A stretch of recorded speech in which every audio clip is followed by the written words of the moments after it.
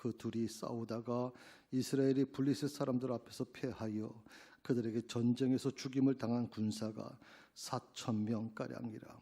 백성이 진영으로 돌아오매 이스라엘 장로들이 이르되 여호와께서 어찌하여 우리에게 오늘 블레셋 사람들 앞에 패하게 하셨는고 여호와의 언약궤를 실로에서 우리에게로 가져다가 우리 중에 있게 하여 그것으로 우리를 우리 원수들의 손에서 구원하게 하자 하니 이에 백성이 실로에 사람을 보내어 그룹 사이에 계신 만군의 여호와의 언약궤를 거기서 가져왔고 엘리의 두 아들 홈니와 비느하스는 하나님의 언약궤와 함께 거기 있었더라. 이것이 하나님의 말씀입니다. 아멘.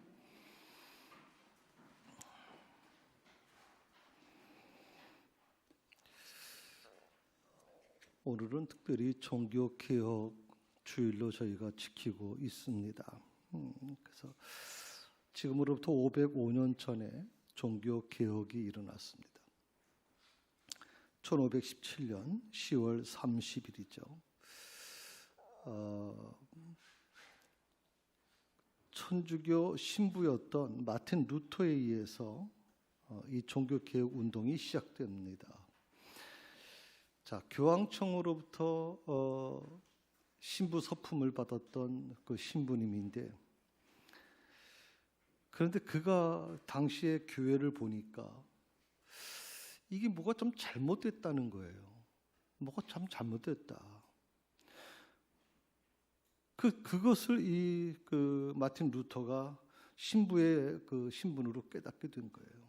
그리고 특별히 이 루터의 마음 속에 아주 강력하게 이 종교 개혁에 대한 부분을, 물론 본인이 종교 개혁을 시키려고 했다고 생각하지는 않을 거라고 생각해요. 다만 이 교황청의 그 모습이 너무나도 잘못됐으니까 성경에. 그래서 그걸 지적하려고 이제 95개조 반박문을 이제 만들게 되죠.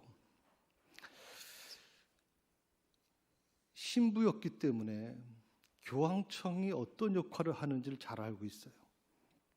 그리고 마틴 루터가 이 종교 개혁을 할 때 교황청으로부터 살인 첨부업자들이, 지시를 받은 살인 첨부업자들이 마틴 루터를 죽이기 위해서 결국엔 출발하게 되고, 마틴 루터는 그 생명을 보존하기 위해서 굉장히 노력한 모습들을 보게 되거든요. 그러니까 종교 개혁이 시작된 것은 이미 자기 목숨을 내던지는 헌신이 있었기 때문에 가능했다고 그렇게 봅니다. 이 95가지 반박문을 적어서 자신의 그 교회 속해 있는 수도원 게시판에 붙인 것이 이제 개혁 운동의 시작이 됩니다. 그렇게 시작된 이 종교 개혁 운동에는 4가지 원리가 있습니다. 뭐 굉장히 아까 사진 보여주시겠어요? 굉장히 많이 있습니다. 그런데 이 95개를 크게 나눈다면 한 4가지, 다른 데서는 5가지라고 얘기하는 데도 있습니다. 그 4가지를 먼저 말씀을 좀 드리겠습니다. 첫 번째가 뭐냐면 솔라 스크립트라라고 하는 거예요. 오직 성경으로 돌아가야 된다. 오직 성경으로. 그러니까 루터가 이 고백을 제일 먼저 한 이유는 뭐냐면 뭔가 교회가 성경에서 벗어나고 있다는 뜻이에요. 교황청에서 내려온 지시가 베드로 성당을 짓는데 돈이 부족한 거예요. 그러니까 면죄부를 팔아서 돈을 충당하라고 하는 거예요. 그러니까 루터도 거기에 대한 고민을 하다가 성경을 읽는 중에 로마서 1장 17절의 말씀에서 큰 도전을 받아요. 우리 같이 한번 읽어볼까요? 복음에는 하나님의 의가 나타나서 믿음으로 믿음에 이르게 하나니 기록된 바 오직 의인은 믿음으로 말미암아 살리라 한과 오직 의인은 믿음으로 말미암아 살리라. 하박국서에 있는 이 말씀이 루터의 마음속에 아주 크게 와닿았어요. 아마 이 말씀을 평소 때도 루터는 많이 읽었을 겁니다. 그런데 그날 루터의 마음속에 마치 비수를 꽂는 것처럼 이 말씀이 와닿았어요. 오직 의인은 믿음으로 말미암아 살리라. 그런데 놀라운 건 뭐냐면 교황청의 지시는 뭐냐면 그 베드로 성당을 위한 헌금을 하게 되면 믿지 않는 가족들도 얼마든지 연옥으로 보낼 수 있다라고 하는 상상 초월한 얘기를 오갔거든요. 루터가 여기에 굉장히 충격을 받고, 그리고 이 부분에서 분명하게 얘기합니다. 당시에는요, 성경의 권위보다도 성직자들의 권위가 더 우선이었어요. 교회의 권위가 더 우선이에요. 그래서 천주교에서는 성경을 번역하지 않았어요. 우리는 지금 성경에 자기 말로 다 번역되어 있잖아요. 지금 내가 알기로는 거의 100개국 이상이 번역돼서 다 나가 있습니다. 하물며 참 밀림 지역에 있는 사람들까지도 전부 번역본을 볼 수 있게끔 해놨습니다. 그런데 당시에는 라틴어라고 하는 가장 고급 언어입니다. 이거는 굉장히 상위층에 있는 사람들만 공부하는 언어인데 이걸 번역을 안 하는 거예요. 성도들은, 그 당시 천주 교인들은 성경을 읽을 수가 없는 거예요. 언어가 달라서. 그러니까 신부가 얘기하는 것이 곧 그것이 성경 말씀인 줄 알고 그대로 따를 수밖에 없는 거예요.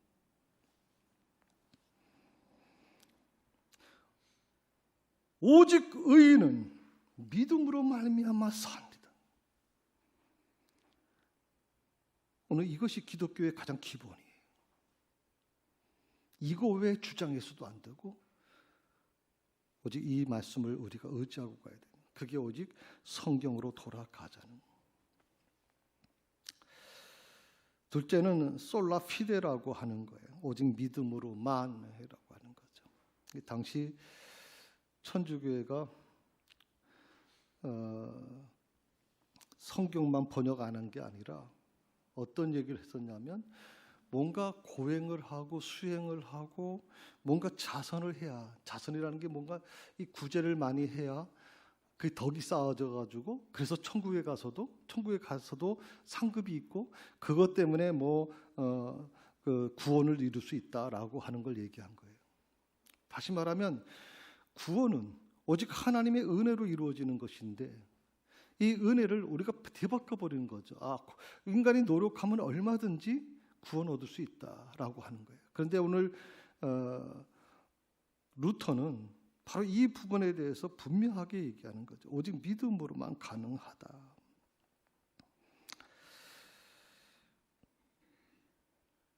셋째가 뭐냐면 솔라 그라티아라고 하는 거예요.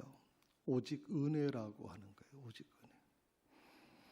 에베소 2장 8절의 말씀을 한번 보실까요? 같이 한번 읽어봅시다. 너희는 그 은혜에 인하여 믿음으로 말미암아 구원을 받았으니 그것은 너희에게서 난 것이 아니요 하나님의 선물이라. 은혜로 인해서 믿음으로 말미암아 구원을 받았다라고 하는 거예요. 내가 얼마큼 교회에 헌금을 많이 했다. 내가 얼마큼 교회 봉사 많이 했다. 됐죠. 그것 때문에 구원받는 게 아니에요, 여러분. 어떤 인간의 노력 대가가 아니라 하나님의 선물이라는 거예요. 선물. 그게 은혜예요. 근데 언제부터 교회 안에 이 은혜가 사라지고 있어요. 이 은혜가. 그 은혜 자리에 대신 인간의 노력이 다 포함되고 그래야만 구원받는 것처럼 그렇게 돼가고 있어요. 다시 말하면 500년 전의 종교 개혁이 다 퇴색돼 버렸어요. 지금.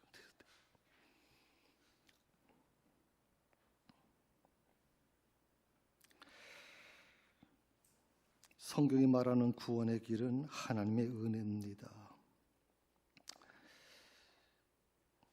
어떻게 보면 하나님의 은혜가 아닌 사람의 노력으로 구원의 길을 찾으려고 했던 이 천주교에 대해서, 이 잘못된 그런 어떤 흐름에 대해서 종교개혁자들은 단연코 목숨 내놓고 이렇게 얘기합니다. 아니다.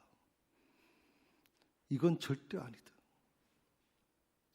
내가 내 생명을 잃더라도, 내가 지금 당장 죽더라도 이건 아니다라고 하는 거예요. 나는 우리 기독교의 신앙이 좀 이게 필요하다고 생각해. 이게 필요하다고. 물에 물 탄지 술에 술 탄지 이렇게 신앙생활 해가지고는 여러분 사탄의 세력을 이겨낼 수가 없어요. 지금 사탄의 세력을. 그래서 지금 한국 교회가 제2 종교 개혁이 필요하다는 얘기가 나올 정도가 됐다고요. 네 번째로 만인 제사장입니다. 구약 시대에는 제사장들이 제사장 역할을 했고요. 신약 시대 와서는 이제 뭐 신부, 교황, 요즘에 뭐 어떤 교회는 목회자들이 또 뭐 그 제사장 역할을 한다, 그렇게 하는 분들이 있어요.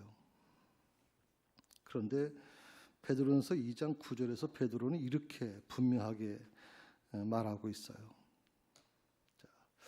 제가 이렇게만 읽어드립니다. 그러나 여러분은 하나님이 선택되어 하신 민족이며 왕 같은 제사장이며 거룩한 나라고 하나님의 소유된 백성입니다. 왕 같은 제사장입니다. 보통 제사장도 아니고 왕 같은 제사장. 제사장 중에서도 왕 같은 제사장. 다른 말로 하면 대제사장과 같은 존재. 1년에 한 번 제사장 중에 제비 뽑아서 그 하나님의 선택된 자만이 지성소에 들어갈 수가 있죠. 모든 민족, 모든 백성들의 죄를 대신해서 홀로 그 안에 들어가는 것. 그게 만인 제사장인데, 과거의 제사장은 구별되어 있단 말이죠. 제사장의 신분을 하고 싶다고 되는 게 아니란 말이에요. 그런데 오늘 베드로는 놀라운 얘기를 하고 있어요. 너희가 바로 왕 같은 제사장 아닌가 대체. 너희가 거룩한 나라가 아닌가, 너희가 하나님의 소유가 아니냐라고 얘기하고 있는 거예요. 근데 왜 왕 같은 제사장이 왜 세상하고 다를 게 아무것도 없이 가야 되는가 대체. 제사장은요 구별되어 있어요. 제사장은요 자기가 노력해서 뭐 땀 흘려가지고 그 땅을 파가지고 먹는 사람들이 아니에요. 제사장은 오직 하나님이 먹여주시는 거예요. 내일 당장 음식이 없으면 제사장들은 굶어야 돼요. 하나님께서 뭐라고까지 얘기했습니까? 내 제사장을 굶게 하는 것은 나를 굶게 하는 거라고 얘기하죠. 나를 굶게 하는 거라고. 그런 믿음을 가지고 이 사역을 감당해야 될 사람들이 날 내일 걱정하고 돈 문제 때문에 힘들어하고 하나님을 섬기는 건지 하나님의 이름을 팔아서 돈을 챙기려고 하는 건지 이해가 안 되는 일들이 수없이 일어나고 있으니까 지금 한국교회가. 오늘 한국교회 현실을 한번 보세요, 여러분. 목회자 세습이 아주 공공연하게 이루어지고 있어요. 3년 전에 우리 통합 측에서는 목사 세습을 못하게 해놨어요. 법으로 개정했어요. 목사 세습을 못한다. 목사의 아들도 할 수 없고 목사의 사위도 할 수 없다. 그리고 목사의 부인 되시는 사모의 가족들, 친척들도 하지 못한다. 또 장로들의 자식들도 하지 못한다. 이 정도까지 만들어놨어요. 그런데 이게 흔들리고 있어요. 어느 한 교회가 매년 수십억씩 돈을 써가지고 사람을 회유시켜버려요. 목사들. 난 그때 느꼈어요. 아, 목사님들도 돈 앞에서 무너지는구나. 돈 앞에서.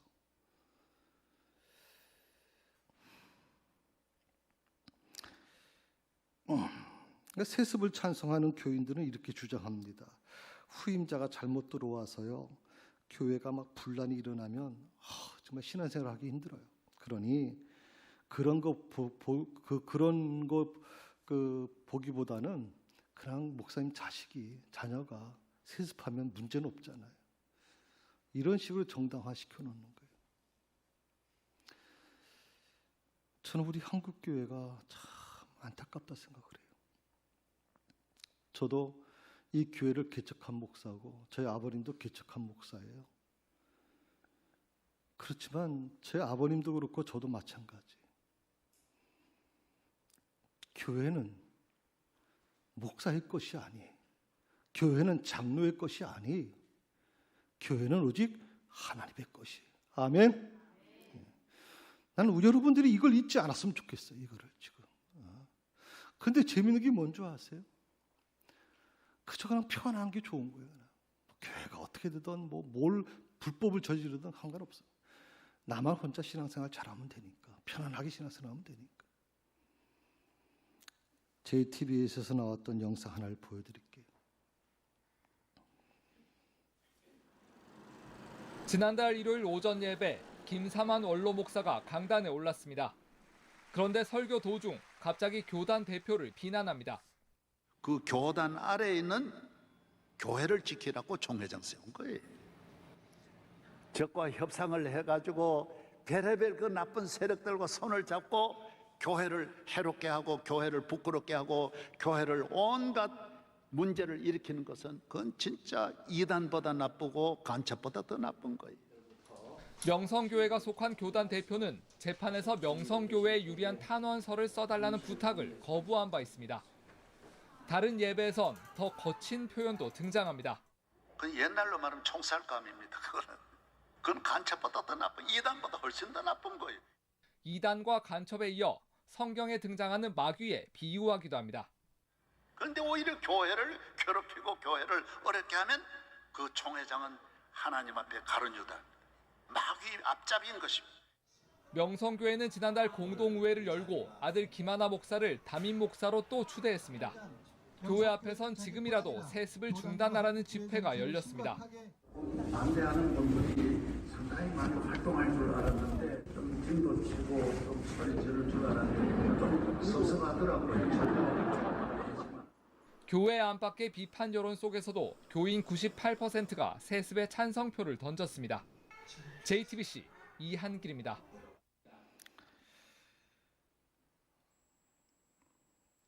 참 저는 불행하다고 생각을 합니다. 교회가 언제부터 하나님 대신에 돈이 장악해 버렸을까요? 지금 한국 교회는 종교개혁이 필요하다는 얘기가 나오고 있습니다. 그것도 교회가 아닌 세상의 언론들이 지금 믿지 않는 자들이 교회를 향해서 종교개혁하라고 얘기하고 있습니다. 전 마틴 루터와 같은 사람이 필요하다고 생각해요. 진짜 마틴 루터 같은 사람들이.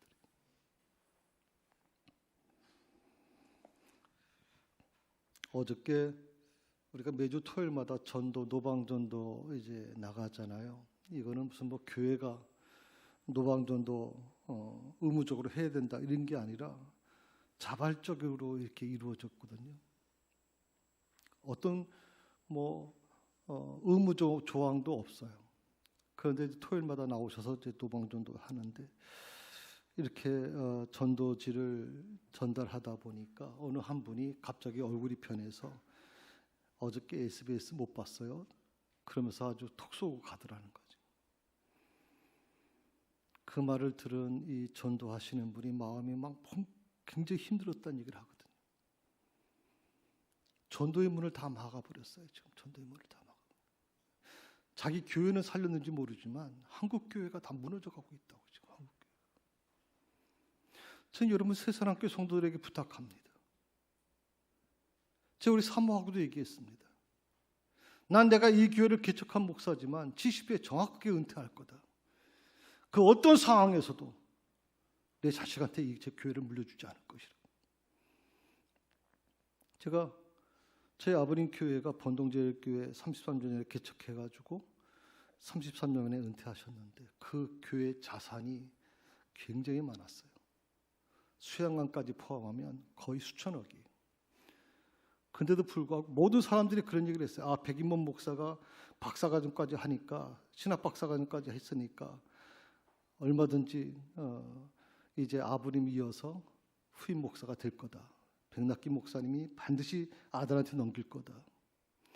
저희 아버님이 저한테 이런 얘기를 했어요. 백 목사, 교회는 말이야 목사께 아니야. 내 재산을 다 헌납해서 세운 교회라 할지라도 그건 하나님의 것이다. 누구도 그것을 주장할 권리가 없다. 저는 저희 아버님의 그 선택이 옳았다고 생각해요. 그리고 저도 역시 마찬가지로 이 교회를 절대 제 자식한테 물려주지 않을 겁니다. 여러분 잘 들으셔야 돼요. 뭐 교회가 분란이 일어나는 것보다 교회가 편안한 게 좋지 않아요?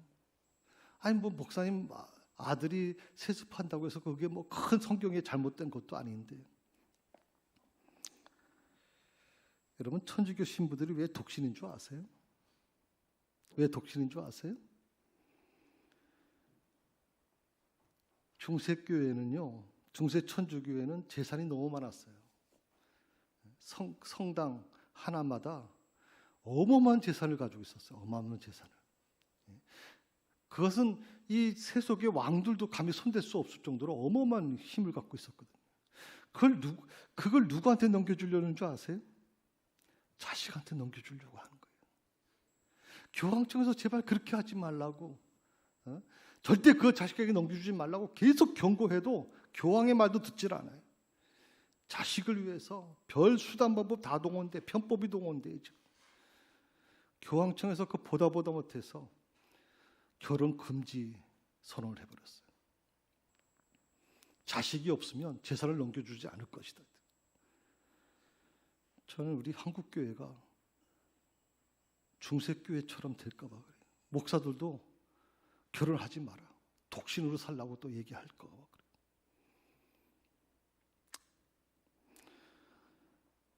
방관하지 마세요, 여러분.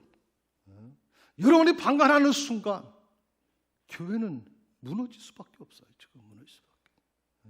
좋은 게 좋은 거다? 아니요. 그렇지 않아요. 오직 진리 안에서 우리가 선택하고 진리 안에서 진정으로 우리가 믿음 생활을 해야 된다고 생각해요. 오늘 말씀을 보시게 되면 이스라엘의 블레셋과의 전투를 하게 되는데 그 전투에서 패하게 돼요. 그 2절의 말씀에 보게 되면 4,000명이 죽어요. 그러니까 이들이 승승장구하다가 하나님의 도우심으로 승승장구를 했잖아요. 그런데 갑자기 전쟁에 나갔다가 4,000명이 죽었단 말이에요. 이들이 들어와서 보니까 이스라엘 장로들이 모여가지고 서로 의논해 보니까 재밌는 게 뭐냐면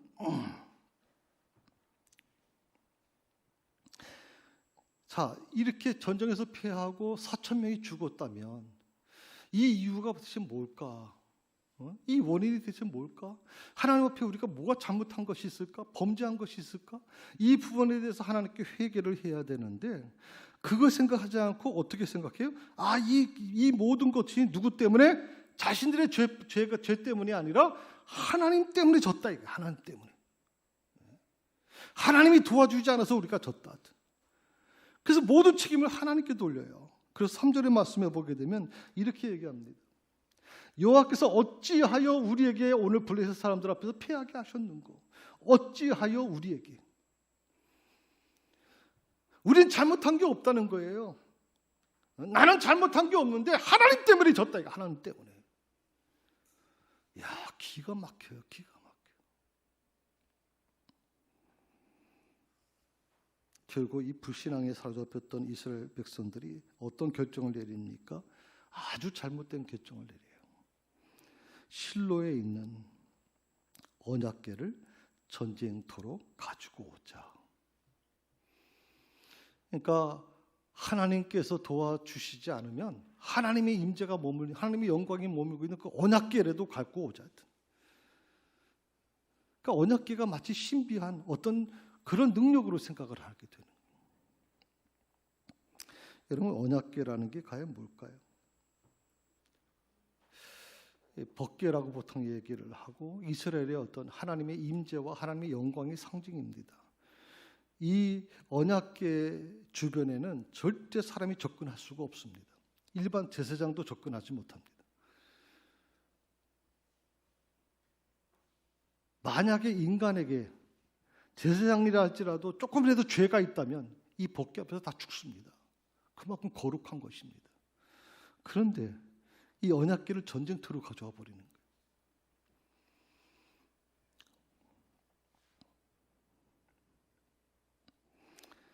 이 언약궤만 있으면 블레셋을 전멸시킬 수 있을 것이다. 참 사람의 욕심이라는 게 무섭죠. 그런데 그 결과가 어떤 줄 아세요? 우리가 2절에 보게 되면 언약궤가 없을 때는 4,000명이 죽었는데 이 언약궤를 가지고 온다면 몇 명이 죽었어요? 10절에 한번 보세요. 10절. 몇 명이 죽었어요? 3만 명이 죽었어요. 거의 8배, 9배가 죽었어요. 언약궤가 자기들을 지켜줄 거라고 생각했어요. 마치 보호신처럼 언약궤만 가져오면 다 해결될 수 있을 거라고 생각했어요. 그런데 놀라운 건 뭔지 아세요? 하나님께서 그 언약궤를 가지고 언약궤를 의지하고 있는 그 이스라엘 백성들을 오히려 거의 8배, 1만 명을 그 즉시에 많이 죽어버려요.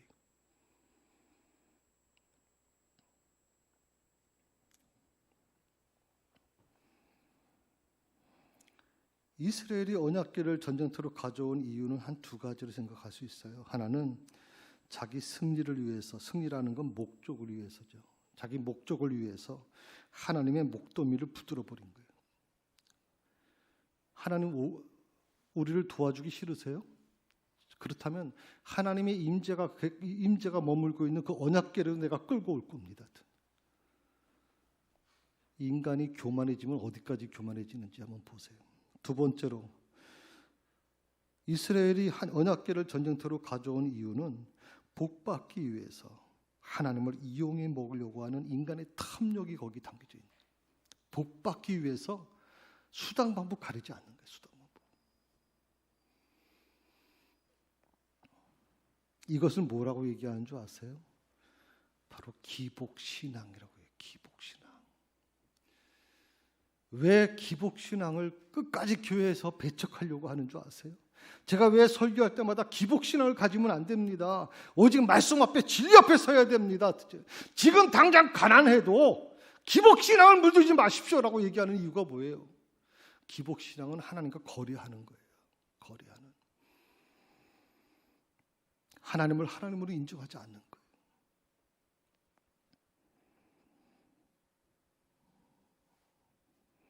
하나님의 영광의 상징이었던 언약궤를 이스라엘 백성들이 욕망을 채우는 도구로 전락시켜 버렸어요. 이런 상황에서 과연 어떻게 하나님이 그들을 위해서 일하실까요? 어떻게 하나님의 영광이 이런 사람들 속에서 나타날 수 있을까요? 성도 여러분, 전능하신 하나님은 절대로 자신의 주권을 농락당하시는 분이 아니에요. 절대 농락당하시는 분이 아니에요. 물론 언약궤를 가져올 수는 있을 거예요. 그러나 그 언약궤가 문제를 해결해 준다는 착각 속에서 빨리 이스라엘 백성들은 벗어났어야만 되죠. 언약궤는요, 드라큘라 쫓아내는 십자가 같은 상징적인 게 아니에요, 여러분. 그런 상징 도구가 아니에요. 그것은 하나님의 임재가 계시는 곳이고 하나님의 영광이 머무는 곳이에요. 그런데 이스라엘 백성들이 언제부터 이 언약궤를 자신들의 복받는 도구로 그렇게 도구로 전락시켜버리냐 이 말이에요. 하나님이 빠진 상태에서 언약궤를 앞세우는 것은 미신적인 신앙이에요. 미신적인 신앙. 그건 기독교가 아니에요, 여러분.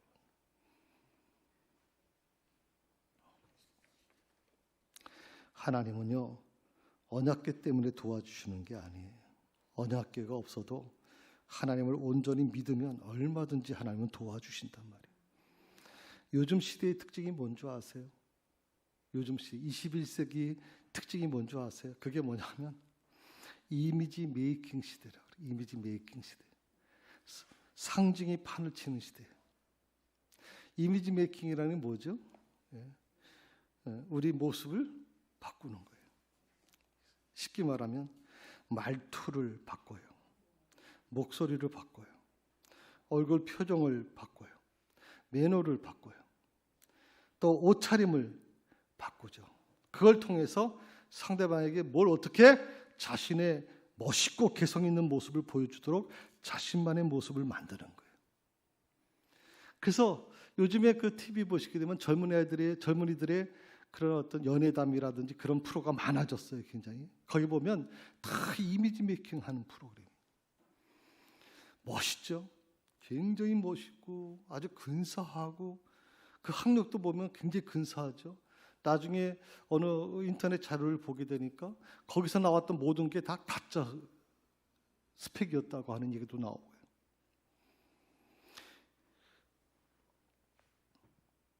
자신을 못 잊고 개성 있게 보이도록 자신만의 모습을 만드는 것이 바로 이미지 메이킹이에요. 많은 사람들이 여기에 현혹되고 있어요. 목사들도 여기에 현혹되고 있고요. 성도들도 여기에 현혹되고 있어요. 이걸 위해서 열심히 기도합니다. 열심히 하나님께 막 매달리고 기도해요. 뭘 위해서요? 하나님을 위해서요? 결국 자기 자신의 유익을 위해서 요구하는 거잖아요. 성도 여러분, 이미지 메이킹보다 더 중요한 게 뭔지 아세요? 바로 진실이에요. 진실. 지금 MZ세대가 말이요, 이 진실을 구분해야 되는데 구분하지 못해가지고 눈에 보이는 것만 쫓다가 패가 망신하는 경우가 많아요. 여러분, 이미지는요 항상 조작될 수가 있어요. 이미지 보고 사람을 평가하고 판단하면 그때는 큰일 나요. 이미지는 항상 조작될 수가 있다. 하나님이 없는 이 습관적인 신앙 행위 결과는 기복신앙으로 흐르게 되는데, 이 기복신앙에는요 두 가지가 나타나요. 하나는 하나님의 영광이 자리할 수가 없어요.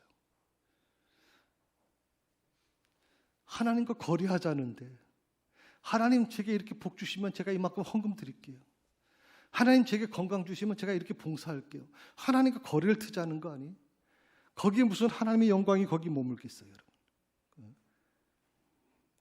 또 하나는 뭐냐면, 이 기복신앙에는요 하나님의 축복이 임할 수가 없어요. 하나님이 축복을 주시려고 해도 축복 주실 수가 없단 말이에요. 기억하셔야 되는 게, 믿음의 대상은 습관적인 신앙 행위가 아니에요. 믿음의 대상은 오직 하나예요. 그것은 전능하신 하나님이세요. 아멘. 습관적인 신앙 행위에 빨리 빠져나오세요, 여러분. 거기서 우리가 쉽게 생각하면 예배라고 하는 거, 주의 성수라는 거 굉장히 중요한 부분이에요. 신앙생활에 있어서 어떻게 보면 굉장히 중요한 부분이고 중요한 신앙 행위죠. 금식기도 중요한 신앙 행위입니다. 그런데 저는 여러분에게 충격적인 말씀을 좀 드리겠습니다. 예배를 믿지 마세요. 금식기도 믿지 마세요, 여러분. 예배는 누구를 위해 드리는 거예요? 하나님께 드리는 거예요. 근데 하나님을 잊어버리고 예배에만 집중하는 거예요. 금식기도를 받으신 분이 누구예요? 하나님이세요. 그런데 우리는 금식기도만 믿으려고 그래요. 금식기도를 하게 되면 뭐 40일 작정기도하면 이렇게 하나님이 축복이 올 거라고 그렇게 착각하며 살아가는 사람이 수두룩한 말이죠. 새벽기도가 뭘까요? 새벽기도는 개인 기도 시간입니다. 개인이 기도하는 겁니다. 그런데 한국교회가 언제부터인가 새벽기도회가 예배로 바뀌어버렸어요. 찬송 부르고, 그리고 말씀 전하시고, 기도하고, 그리고 개인 기도를 합니다. 이미 그 시간에 30분, 40분이 지나가기 때문에 개인 기도 시간은 불과 10분, 20분 만에 출근하시는 분들은 그렇게 할 수밖에 없어요. 새벽 기도는 개인 기도 시간인데 이게 예배 시간으로 바뀌었어요. 예배로. 말씀 듣는 시간으로. 그래서 우리 새사랑교회가 어차피 그 코로나 팬데믹으로 인해서 새벽 기도 모이기 힘들었잖아요. 그래도 우리 새벽에 예배 중심이 아니라 개인 기도 시간이기 때문에 계속 멈추지 않고 계속 모일 수 있었어요. 그래서 마음속에 개인 기도를 할지라도 좀 이런 어떤 말씀에 대한 그런 마음이 좀 클클한 심정들이 있을 것 같아서 이렇게 여러분에게 새벽기도 묵상집을 좀 나눠드렸잖아요.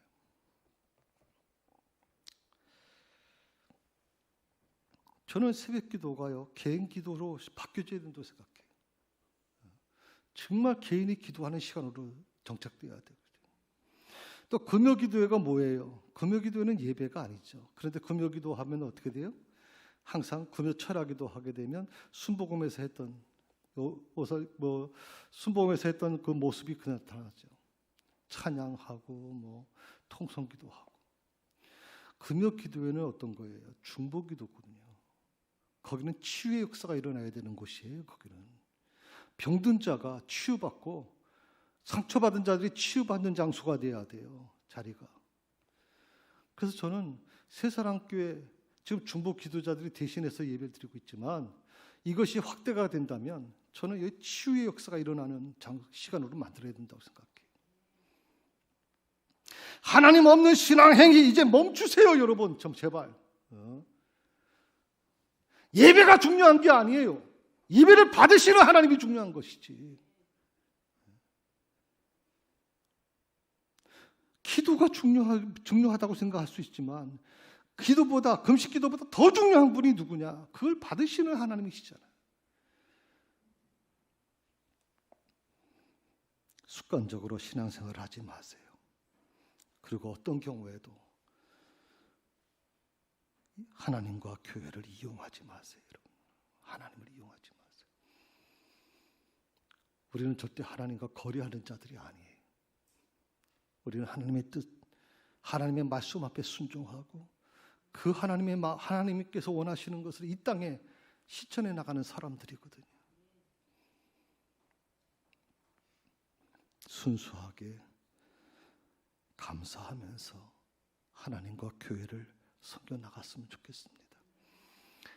목사인 저도 말씀을 전할 때마다 두렵습니다. 왜냐하면 그 말씀대로 내가 살아야 되기 때문에. 목사가 말씀을 지키고 말씀을 살아가지 못하면서 성도들에게 그것을 살라고 요구하는 것은 사기꾼입니다. 사기꾼이지 목사가 아니죠. 우리 성도들이 좀 그렇게 순수하게 하나님을 섬기고 교회를 섬겼으면 좋겠습니다. 그리고 내 신앙이 주님 오실 때까지 절대로 멈추지 않았으면 좋겠어요. 그리고 끊임없이 개혁해 나가기를 원합니다. 이 길만이 한국교회가 살아날 수 있고 이 길만이 새사랑교회가 살아날 수 있을 것입니다. 기도하십시다. 하나님, 이스라엘 백성들은 전쟁에서 이기겠다는 인간의 잘못된 탐욕으로 언약궤를 전쟁의 도구로 전락시켜버리는 잘못을 저질렀습니다. 그리고 그 결과 하나님으로부터 심판을 받게 됐습니다. 지금 한국교회는 제2의 종교개혁을 해야 될 정도로 너무나도 중세 천주교회를 닮아가고 있습니다. 하나님을 자신의 탐욕으로 이루는 도구로 여기는 목회자들, 나 자신의 그 부끄러운 모습, 잘못된 것을 보고서도 침묵하는, 외면하는 우리 자신의 모습을 이 시간에 회개합니다. 주여 용서하시옵소서. 코로나 팬데믹을 통해서 주님은 한국교회와 새사랑교회 다시 한번 기회를 주셨습니다. 새사랑교회가 하나님이 허락하신 제2의 부흥의 기회를 절대로 놓치지 않게 하시고 하나님의 마음을 느낄 수 있는 새사랑교회 모든 성도들이 되게 하여 주옵소서. 예수님의 이름으로 기도드립니다.